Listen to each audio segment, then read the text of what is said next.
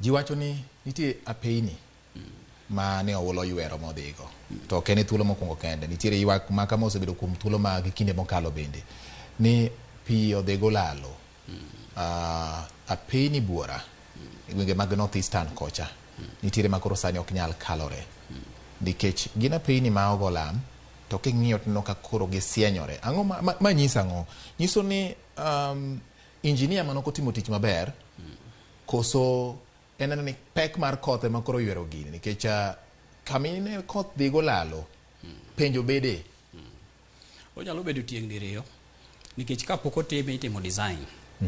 Design. Koro kosetim design, before design nitie investigations with the team will feasibility studies.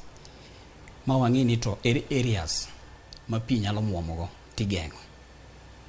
Pek mar pi inyalo geng' mokwongo kapok ochopo kucho kinyalo temo gero gik moko machalo kaka gabions to reduce pek mar pi mabiro goyo gicha. Another thing en material motigo. Inyalo timo korka kori kaka jalony.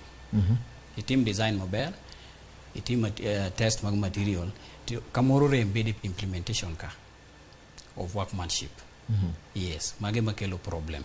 Ang'o makelo rem maro ka in iwuon se biro gi design jalonyo se biro gi design mowacho ni my specifications magi madwano mondo mi obed ka mindiko maler ni chuma ma winjo bed ni tika en mage bor gi winjo bed ni bedo kama ka winjo bed ni twege kama winjo bed ni tudo gi kama.